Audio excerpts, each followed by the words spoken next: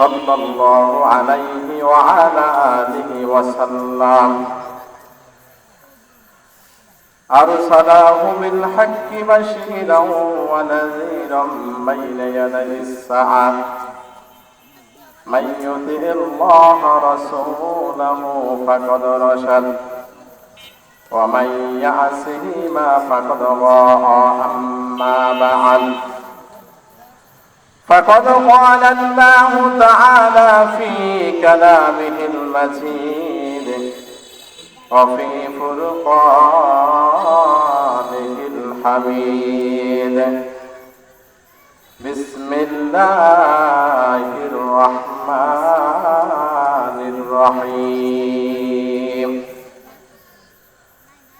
قل يا عبادي الذين أسرفوا على أنفسهم لا تقنطوا من رحمة الله إن الله يغفر الذنوب جميعا إنه هو الغفور الرحيم يا أيها الذين آمنوا صلوا عليه وسلموا تسليما اللهم মোহাম্মদ সবাই বলবেন কণ্ঠের শক্তি উজাড় করে আল্লাহর জন্য নবীকে ভালোবেসে আল্লাহর নবীর উপরে সুন্দর করে সুমধুর কণ্ঠ দিয়ে সকলে সুন্দর করে বলুন দরুদ পড়ুন আল্লাহুম্মা সাল্লি আলা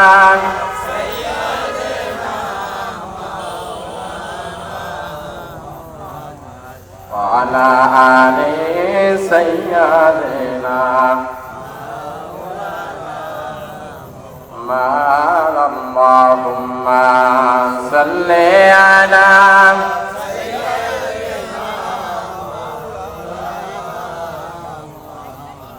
وعلى آل سيدنا বড় বাড়ি বড় ধান এই জমিনে বন্দিয়া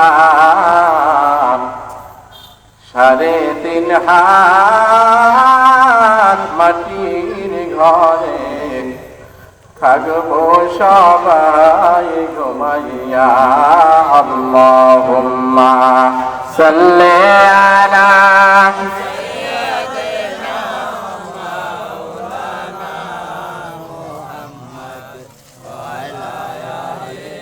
সাইয়্যিদিনা সকাল সকালে জিকির করুন লা ইলাহা ইল্লাল্লাহ সবাই জোরে ইল্লাল্লাহ লা ইলাহা ইল্লাল্লাহ লা ইলাহা ইল্লাল্লাহ লা ইলাহা ইল্লাল্লাহ লা ইলাহা ইল্লাল্লাহ লা ইলাহা ইল্লাল্লাহ লা ইলাহা ইল্লাল্লাহ লা ইলাহা ইল্লাল্লাহ আসমানের মালিক যেই আল্লাহ জমিনের মালিক সেই আল্লাহ আপনার আমার মালিক এক আল্লাহ বলো লা ইলাহা ইল্লাল্লাহ লা ইলাহা ইল্লাল্লাহ লা ইলাহা ইল্লাল্লাহ মুহাম্মাদুর রাসূলুল্লাহ একটু সবাই মন করে বলুন আলহামদুলিল্লাহ একবার আলহামদুলিল্লাহ বললে আল্লাহ পাকের আরশ আজিম পর্যন্ত খবর হয়ে যায় তখন আরশ আজিম কাঁপতে থাকে তখন আল্লাহ তাআলা জিজ্ঞেস করে ও আরশ আজিম তোমরা কেন কাঁপো বলে আল্লাহ একটা জমিনে বসে ছোট্ট একটা জমিনে বসে কিছু কয়েক মানুষ আপনার উপরে শুকর গুজার করেছে আল্লাহ আমরা খুশি হয়ে গেছি বলেন সুবহানাল্লাহ বলে কি বলে তারা বলে আপনি যে অবস্থাটাকে দেখেছেন যে নিয়ামতটাকে দান করেছেন সমস্ত কিছু তারা খুশি আছে আপনাকে অনেক ভালো তারা মনে করে, আপনি অনেক সুন্দর, আল্লাহ আপনার নিয়ামত তারা পেয়ে সবাই খুশি, এজন্য আলহামদুলিল্লাহ বলেছে।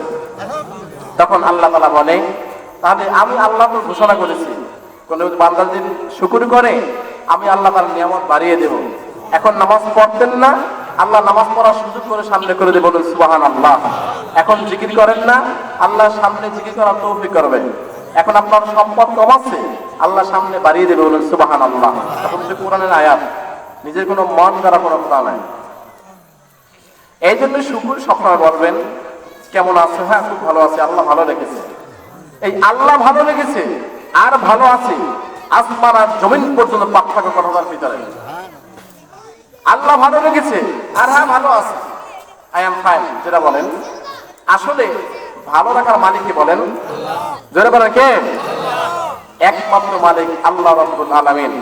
আল্লাহ ছাড়া দ্বিতীয় আর কেউ পৃথিবীতে নাই সুখ দেবে, শান্তি দেবে অথবা শাস্তি দেবে। শাস্তি, সুখ, শান্তি যা হয় সব একমাত্র আল্লাহর পক্ষ থেকে আসে, বলুন সুবহানাল্লাহ। আমরা গতকালে কথা বলেছি, আজকে হুজুর আসছে, ওই হুজুরেরা বলেছে হ্যাঁ ভাই আপনারা কিছু কথা বলেন, হুজুর চিন্তা করবে, এর ফাঁকে আমরা কিছু কথা বলে নেমে যাবো। আমরা আজকে আপনাদের ডিস্টার্ব বেশি করবো না, আজকে আলোচনা করবে বড় বড় হুজুর আলোচনা করবে এখানে, খুব সুন্দর। যারা আসছে আপনাদের অনেক খুশি হয়েছি, অনেক বড় বড় আলেম, অনেক শিক্ষিত আলেম, যারা কথা বললে অনেক শুনতে ভালো লাগবে। আমরা তারাই কিছু কথা বললে হুজুর ইস্তেঞ্জা হুজুর করবে, ফাঁকে আমরা নেমে যাবো। একটু জিকির করেন, লা ইলাহা ইল্লাল্লাহ, লা ইলাহা ইল্লাল্লাহ, মাথাতে সবাই ইল্লাল্লাহ, লা ইলাহা ইল্লাল্লাহ, লা ইলাহা ইল্লাল্লাহ, লা ইলাহা ইল্লাল্লাহ মুহাম্মাদুর রাসূলুল্লাহ। ৭১তম বার্ষিক 2 দিন ধরে বাৎসরিক ইসালে সওয়াব মাহফিল, মরহুম ফকির হাফেজ আব্দুল হাকিম সাহেবের হুসাইনিয়া দরবার শরীফের ৭১তম বার্ষিক মাহফিল, 2 দিন ব্যাপী। আজকে বিদায়ী মাহফিল, শেষ মাহফিল, আজকে শেষের দিন। গতকালকে যারা এসেছিলেন, আজকেও যারা এসেছেন, তাদের সবাই ভাগ্য ভালো, বলে সুবহানাল্লাহ। কারণ কি জানেন, নামাজ পড়তে পারে তারাই, তাদেরকে আল্লাহ পছন্দ করছে, বলুন সুবহানাল্লাহ। মাহফিলের ময়দানে আসতে পারে তারাই, তাদেরকে আল্লাহ পছন্দ করেছে বিধায় আপনি আসতে পেরেছেন। আপনি নিজে ইচ্ছা করলেই আসতে পারতেন না। আজকে হুজুরের আসছে, কথা বলবে, খুব সুন্দর সুন্দর কোরআন থেকে কথা বলবে, আপনারা শুনবেন, অনেক ভালো লাগবে শুনবেন। সেই কথা শোনাবে আপনারা চলে আসছেন, আপনাদের ন্যায় আগে ভাগেই আল্লাহ রাব্বুল আলামিন কবুল করেছে, বলেন সুবহানাল্লাহ। এই ন্যায় কবুল করার কারণেই আজকে আপনার আমাকে এই মাহফিল ময়দানে এসে বসার তৌফিক করেছে। আল্লাহ রাব্বুল আলামিন পবিত্র কুরআনে সুন্দর করে বলেছে, কুল ইয়া ইবাদিয়াল্লাযীনা আসরাফু আলা আনফুসিহিম লা তাকনাতু মির রাহমাতিল্লাহ। দুনিয়ার বান্দারে, আমি আল্লাহ রাব্বুল আলামিন তোমাদেরকে নিজে ঘোষণা করেছি, এ দুনিয়ার মানুষ, যদি অন্যায় করে করে, অপরাধ করে করে, পাপ করে করে তোমার অন্তর আত্মা সব কালো করে ফেলো, তোমার একটা অন্তর কলব আছে, এই কলবটা পাপ আর অন্যায় করে করে করে, অন্যায় করে করে তোমার অন্তর আত্মাটা কালো হয়ে গেছে, তারপরও আমি আল্লাহর রহমত থেকে নৈরাশ হব না, বলুন সুবহানাল্লাহ। আল্লাহ তাআলা বলেন, দুনিয়ার মানুষকে আমি আল্লাহ তোমাকে জমিনে সৃষ্টি করেছি, এত সুন্দর করে তৈরি করেছি, এত সুন্দর করে, কিন্তু কোন মানুষ, কোন প্রাণীকে আমি আল্লাহ জমিনে সৃষ্টি করি নাই যেই পরিমাণ সুন্দর দিয়ে আল্লাহ মানুষদেরকে বানিয়েছে, বলুন সুবহানাল্লাহ। আল্লাহ তাআলা বলে, আফারাআইতুম মা তুমনুন আআনতুম তাখলুকুনাহু আম নাহনুল খালিকুন। এই দুনিয়ার মানুষ রে, একটাবার চিন্তা ভাবনা করে দেখেছো, তোমাকে আমি আল্লাহ কি দিয়ে বানাইলাম? একটাবার খেয়াল করে দেখো, তো মানুষ ছিলে না, তুমি তো মাটিও ছিলে না, তুমি তো কিছুই ছিলে না, নিরাকার ছিল, তুমি কোথা থেকে চলে আসলা? আফারাআইতুম মা তুমনুন, যেই পানি দিয়ে তোমাকে আমি আল্লাহ তৈরি করেছি, এটা কিন্তু কোনো ভালো একটা কোনো পানি নয়, যেই পানি শরীর থেকে বের হয়ে গেলে প্রত্যেকে বাপমা মানুষ আছে, মা আছে, বাবা আছে, বোন আছে, ভাই আছে, সবাই আছে, বড় লজ্জা ছাড়া বিষয় নয়। যেই পানিটা বের হয়ে গেলে মানুষের গোসল দেওয়া ছাড়া, উযু করা, গোসল ছাড়া নামাজ পড়া যায় না। যেই পানির শরীর থেকে বের হয়ে গেলে কোরআন স্পর্শ করা যায় না, মসজিদ ওঠা যায় না। সেই পচা গন্ধ পানি দিয়া কিন্তু বান্দা আমি আল্লাহ তোমাকে জমিনে বানাইছি, বলুন জোরে সুবহানাল্লাহ। তুমি কিন্তু স্বর্ণের টুকরা ছিল না, তুমি কিন্তু মণিমুক্তা ছিল না। একটা পচা গন্ধ পানি, যেই পানিটা মানুষ দেখলে ঘৃণা করে, সেই ঘৃণা করা বস্তু যে আমি আল্লাহ তোমাকে বানাইলাম। এই বানানোর পরে মানুষ তুমি জমিনে আসার পর একটা পজিশন পাওয়ার পরে বড় বক্তা হয়ে গেছো, বড় ভার্সিটি চাকরি করো, প্রবাসক army police BDR, RAB army police BDR চাকরি করো, তোমাকে বড় অফিসার বানিয়েছি আমি আল্লাহ, তোমাকে পজিশন দিয়েছি। তারপরে তুমি মানুষকে মানুষ বলে মনে করো না, না তুমি মানুষকে মানুষ বলে মনে করলা না। ও দুনিয়ার মানুষ, যেই মানুষটা বড় পজিশন পাওয়ার পরে গরিব মানুষকে মানুষ বলে মনে করে না, সেটা মানুষ নয়, মানুষ নয়, চতুষ্পদ প্রাণীর চাইতে জমিনে খারাপ। বলুন ধরে নাউযুবিল্লাহ, জিকির করেন লা ইলাহা, মুহাম্মদ সবাই লা ইলাহা ইল্লাল্লাহ, লা ইলাহা লা ইলাহা লা ইলাহা ইল্লাল্লাহু মুহাম্মাদুর রাসূলুল্লাহ। তারা শুনছেন, এটা কিন্তু পবিত্র কোরআনের আয়াত, আমি কিন্তু কোনো কথা বানিয়ে কোনো কাহিনী বলি না। আল্লাহ তাআলা বলে, আমি আল্লাহ মানুষ তোমাকে যেই জিনিস দিয়ে বানাইলাম, দুনিয়া আসার পর তুমি মেয়র হয়ে গেলা, এমপি হয়ে গেলাম, মন্ত্রী হলাম, মিনিস্টার হইলা। এই এমপি মন্ত্রী মিনিস্টার হওয়ার পর গরিবের ভাব নষ্ট করে খাইলা, রাস্তার টাকা তুমি মেরে খাইলা, তোমাকে যত টাকা দিলাম সমস্ত টাকা তুমি মেরে খাইলা। একটা বার চিন্তা ভাবনা করে দেখলা না, এই যে একটা টাকা তুমি সরকারি খাইলা, এই একটা টাকার মালিক কিন্তু একজন মানুষ নয়, বাংলাদেশের 20 কোটি প্রায় মানুষ। এই একটা টাকার মালিক কিন্তু সমস্ত 20 কোটি মানুষ। বলুন ধরে ঠিক না বা ঠিক? বলেন ঠিক না? সরকারি টাকা যত টাকা আছে একজন কিন্তু মালিক নয়। এই সরকারি টাকা খেতে হলে 20 কোটি মানুষের কাছ থেকে চেয়ে চেয়ে খাওয়া লাগবে, না হলে সরকারি টাকা 1 টাকা খাইলো কিয়ামতের কঠিন মুসিবতের দিন। আপনি দিন কাকে পরিশোধ করতে পারবেন, কাকে দিন পরিশোধ করবেন? যাকে দিন পরিশোধ করতে যাবেন, এই 1 টাকা 20 কোটি মানুষকে দিয়া তারপরে 20 কোটি মানুষের কাছ থেকে ক্ষমা চাইলে আল্লাহ রাব্বুল আলামিন তারপরে ক্ষমা করবে। বলুন জোরে সুবহানাল্লাহ। আপনি খাবেন সরকারি টাকা মেরে, গরিবের টাকা আপনি মেরে খান, তারপরে ক্ষমা করেন আল্লাহর কাছে, সেটা হবে না কখনোই। কারণ কি? হযরত আবু বকর রাদিয়াল্লাহু তাআলা আনহু সবাই জানেন, সে শুধু পিঠা বানিয়েছিল, তার স্ত্রী আসমা রাদিয়াল্লাহু তাআলা আনহা সে পিঠা বানিয়েছিল। সেই পিঠা বানাইছে কেন জিজ্ঞেস করেছে, বলছে প্রাণের স্বামী গো, আমি চাল চুরি করি নাই, তুমি যে পোশাকার থেকে যে সম্পদ এনেছো ওখান থেকে ঢুকে ঢুকে আমি অল্প অল্প করে জমিয়ে জমিয়ে কিছু আল বাসাই রেখেছি, তা দিয়ে আমি আজকে সুন্দর পিঠা বানাইছি। বলুন যে সুবহানাল্লাহ।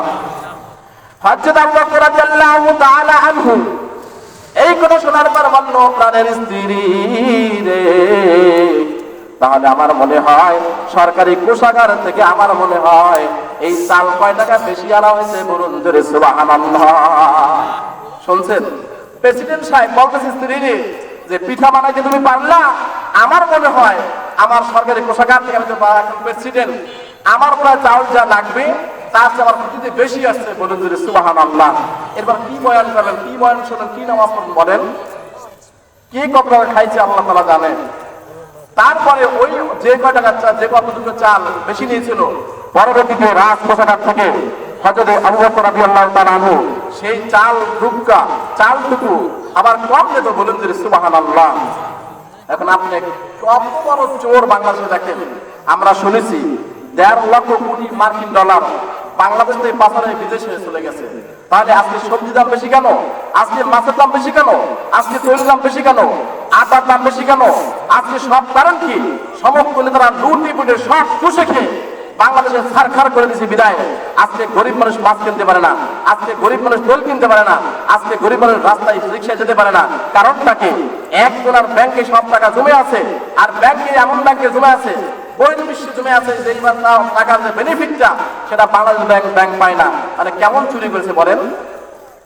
যারাই কথা আমি কারণ নাম বলি না, যারা তারা ভুল করেছে, তাদেরকে বাংলাদেশে ঠকাই নাই, নিজেকে নিজে ঠকাই গেছে, নিজেকে নিজে ঠকিয়েছে। আসলে বাংলাদেশকে ঠকায় না, মানুষকে ঠকায় না। চুরি করলে সে নিজে ঠকে। বলুন যে নাও যাবেন না। একজন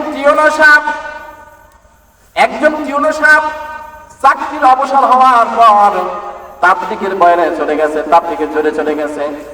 41 দিন কিংবা 3 চিল্লার জন্য জমিনে চলে গেছে, বয়ান শুনতেছে। প্রথম দিন বয়ানে কি শুনতেছে, আমার এই মর্ম যারা আছেন ভালো করে শুনে রাখেন, কারণ টাকা যদি আপনি মারিয়া খান, হাজার হাজার অক্ত নামাজ পড়বেন, জিকির করবেন, তারপরে আল্লাহ রাব্বুল আলামিন আপনার নামাজ আর জিকির কখনো পছন্দ করবে না। বলুন জোরে নাউজুবিল্লাহ। অবসরপ্রাপ্ত টিউনো সাহেব ওই তাবলীগের বাড়ির সামনে বসা আছে, গাত্তিপুল্লা লইয়া বসা আছে। চিন্তা ভাবনা করলো, হায় আল্লাহ, বয়ানে বসলাম, আসলা ভালো হইতে, হুজুরে কি বয়ান করে আমির সাহেব বললেন মানুষের টাকা মাইরে গেলে নামাজ হবে না, রোজা হবে না, জিকির হবে না। তাহলে আমি কত থানায় চাকরি করছি, কত মানুষকে চাকরি দিয়েছি, কত টাকা ঘুষ খাইছি, এইটা সবই দেওয়া লাগবে। বলুন তো সুবহানাল্লাহ। কথা সংক্ষেপে আমরা সবাই বেশি নাই। এইবার আপনার ওই ব্যক্তি বাড়ি চলে গেছে, তাবলীগ কয়না যাবে না। হুজুর বলছে তাবলীগ করে কোনো লাভ নাই, আমদামে বলছে তাবলীগ করে কোনো লাভ নাই, বয়ান করে লাভ নাই, নামাজ করে লাভ নাই। যদি কোনো মানুষের টাকা পাবে মেরে মেরে খান, তাহলে আপনার নামাজ দিয়ে কোনো কাজ হবে না। তারপরে বাড়ি গেছে বলে, স্ত্রী রে আমার তো তাবলীগ হবে না। কয় কেন? তুমি আর গেলা আর আসলে গেলা 41 দিনের, আজকে চলে আসলা কেন? হুজুর আমির সাহেব বয়ান করেছে নামাজ পড়ার আগে, জিকির করার আগে যার টাকা মেরে খেয়েছি তাকে ফিরিয়ে দেওয়া লাগবে। বলুন যে সুবহানাল্লাহ। তার 1.5 কোটি টাকা ব্যাংকে জমা ছিল, 1.5 কোটি টাকা সে আবার উঠাইয়া ব্যাংকের খুঁটিতে লইয়া, নিজের পোটলাই লইয়া, যেই থানায় থানায় গিয়ে চাকরি করছে, কার কাছে ঘুষ নিয়েছে, কার কাছে সুদ নিয়েছে, কাকে সে মারছে, কাকে সে অত্যাচার করেছে, তাকে সব টাকা ফিরিয়ে দিয়া একবারে পথের ফকির হয়ে তারপরে আবার তাবলীগ করতে গেছে। বলুন যে সুবহানাল্লাহ। এর হচ্ছে ঈমান। এ হচ্ছে কি ঈমান। আপনি তাস খেলেন, জুয়া খেলেন, মানুষের টাকা মেরে খান, আপনি আল্লাহর কাজ করেন, মানুষের টাকা দান করেন, কি লাভ হবে বলেন? আপনি তাস খেলে টাকা আনছেন, মানুষের টাকা নিয়ে আসছেন। আপনি তাস খেলে যার টাকা নিয়ে আসেন, ওই তার স্ত্রী যে টাকা খুঁয়েছে, আপনি দেখেন তার কাছে চাল নাই, আপনি সুন্দর মজমা করে খাইতেছেন, কার টাকা খান? আসলে এটা কোনো ঠিক না। যত নামাজ পড়েন, যত জিকির করেন, মানুষের টাকা মেরে খেলে কখনোই সেই নামাজ, সেই জিকির কবুল হবে না। বলুন যে নাউজুবিল্লাহ। একটু সাথে জিকির করেন, লা ইলাহা ইল্লাল্লাহ, লা ইলাহা ইল্লাল্লাহ। মনে সবাই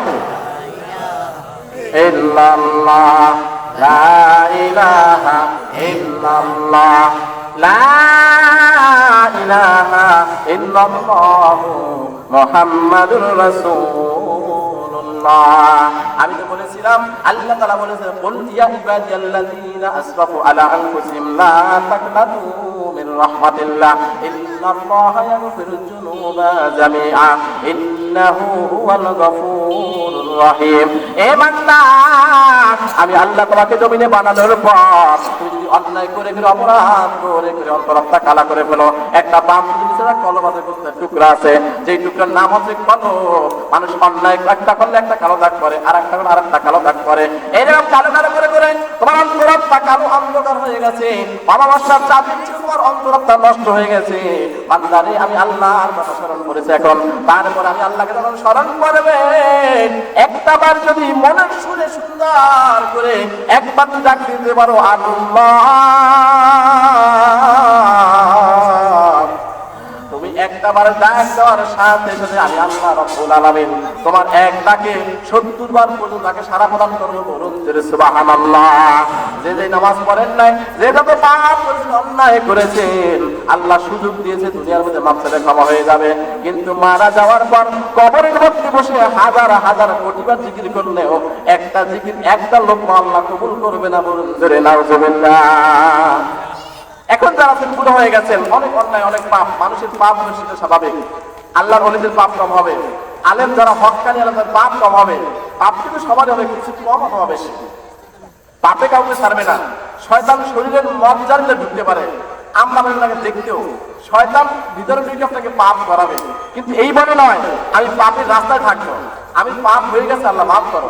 আল্লাহ বলেছে ওই ব্যক্তি সবচেয়ে গুরুত্বপূর্ণ, সবচেয়ে বুদ্ধিমান, যার পাপ হয়ে গেলে আল্লাহর কাছে মাফ চায়। আর আল্লাহ তাআলা ওই ব্যক্তি বেশি বেশি ভালোবাসে যার অন্যায় হয়ে গেলে আল্লাহ তাআলা মাফ চায়, আল্লাহ গো আমার ভুল হয়ে গেছে, আল্লাহ আমাকে তুমি ক্ষমা করে দাও। আল্লাহ তাআলা বলে যে বান্দা আমি আল্লাহর সামনে মাথা নত করে দেয়, আমি আল্লাহ তার মাথা এই জমিনে বড় করে দিই। বলুন যে সুবহানাল্লাহ। লা তাকনাতু মিন রাহমাতিল্লাহ, আমি আল্লাহর রহমত থেকে তোমরা নৈরাশ্য হয়ে যাবে না। ইন্নাহু হুয়াল গফুরুর রহিম, বান্দা জেনে রাখিও আমি আল্লাহ অত্যন্ত ক্ষমা পরায়ণ, অত্যন্ত দয়াশীল, অত্যন্ত মায়াশীল। বলেন যে সুবহানাল্লাহ। একজন সাহাবী হযরত আবু তালহা রাদিয়াল্লাহু তাআলা আনহু যুদ্ধের ময়দানে বসে তীরের আঘাতে প্রায় মরণ অবস্থা হয়েছে, মুমূর্ষু অবস্থা হয়ে গেছে। আবু তালহা রাদিয়াল্লাহু তাআলা আনহু বাড়ি নিয়ে যাওয়া হলো। এমন সময় বলতেছে আম্মা জান, আমি যদি আজকে গহীন রাত্রির মধ্যে মারা যাই, আমার মরণের খবরটা আমার নবীর কাছে পৌঁছাবে না। বলুন যে সুবহানাল্লাহ। মা বলতে আবু তালহা কি বলো, তুমি না নবীকে বড় বেশি ভালোবাসো, নবীকে কত বেশি ভালোবাসো, নবীর জন্য পাগল। আসলে সমস্ত সাহাবীরা নবীকে ভালোবাসে জীবনের চাইতে বেশি বেশি, নিজের জানের চাইতে বেশি নবীকে ভালোবাসছে, নিজের সন্তানের চেয়েও নবীকে বেশি ভালোবাসছে, নিজের সম্পদের চাইতে নবীকে বেশি ভালোবাসছে। মা বলতে আবু তালহা, এই মরণের সময় নাকি নবীকে তুমি ভুলিয়া গেলা, এই মরণের সময় নাকি তুমি নবীকে ভুলিয়া যাইতেছে বাবা সন্তান। হযরত আবু তালহা বলতেছে আম্মা জান, তুমি বুঝতে পারো না আমার নবীকে সমস্ত কাফের বেঈমান মারার জন্য খোঁজ করতেছে, যদি অন্ধকারে নবীকে একা পায়, নবীকে আঘাত করবে, নবীর গায়ে থেকে রক্ত ঝরে ঝরে ঝরে পড়বে। আর আমি আবু তালহা যদি মারা যায়, এই খবরটা যদি নবীর কানে পৌঁছায়, আল্লাহ নবী সাহাবীদেরকে এত বেশি ভালোবাসে, কলিজার চাইতে নবী সাহাবীদেরকে বেশি ভালোবাসতেন। প্রত্যেক সাহাবীদেরকে আল্লাহ রাব্বুল আলামিনের নবী নিজের সন্তানের চাইতে বেশি ভালোবাসতেন। বলুন সুবহানাল্লাহ। ও আম্মা,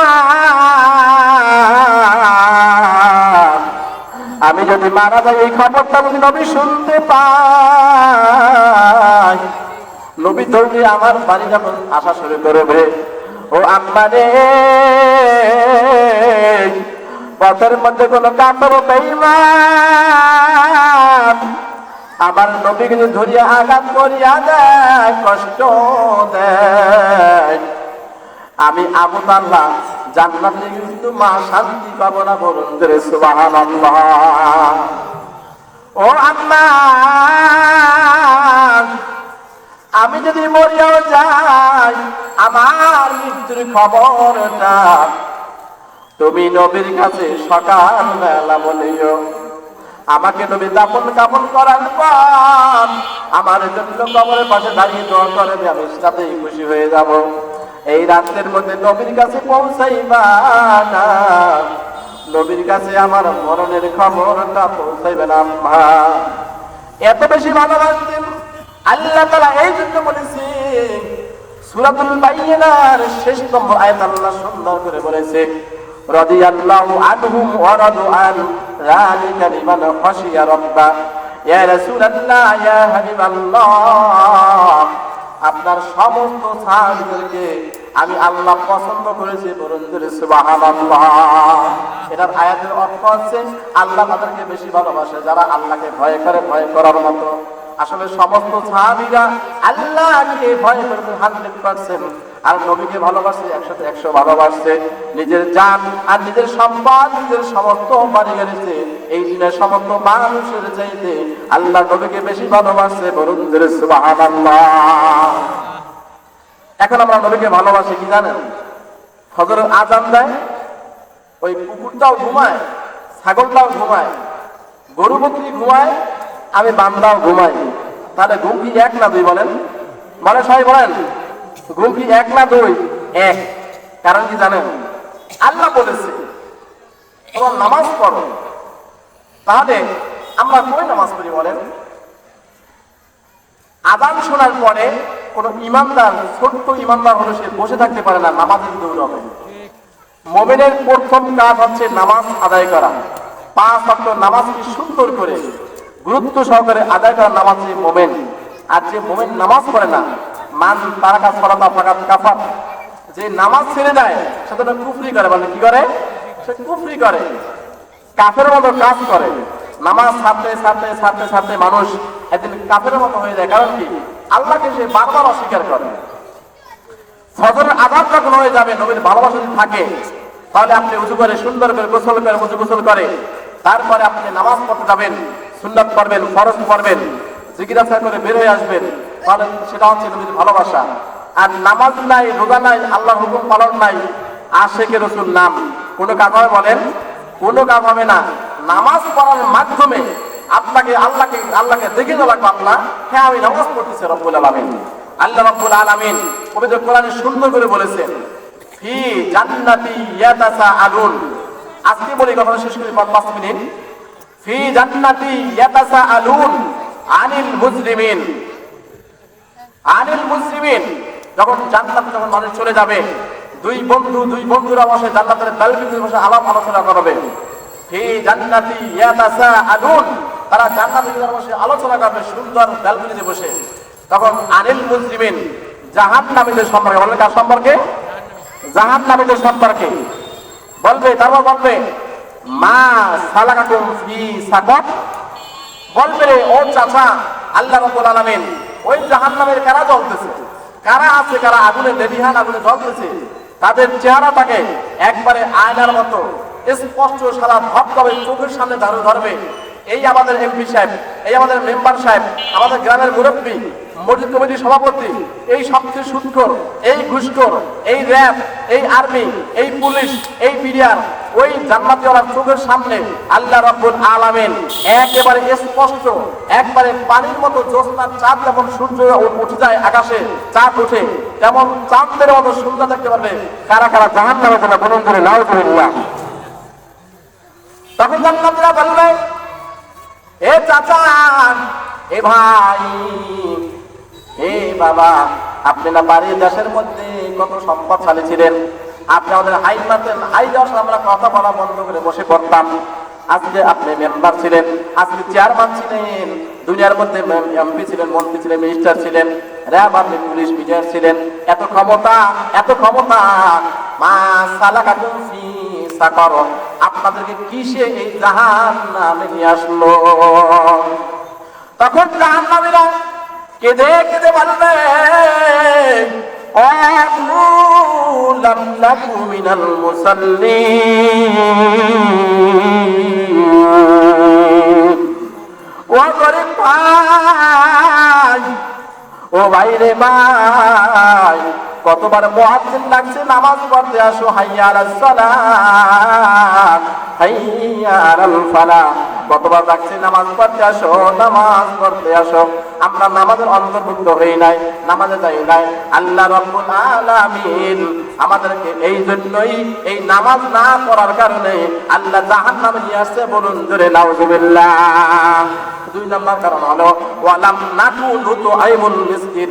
ও জান্নাতি ওলারা, আমার বাড়ি বিয়া হয়েছিল, বড় বিয়ার অনুষ্ঠান, এমন ভাবে দাওয়াত দিয়েছি, বড় লোক দেখে দেখে দাওয়াত দিয়েছি, গরিবদেরকে দাওয়াত দেই নাই, ইয়াতিম মিসকিনদেরকে খাবার দেই নাই।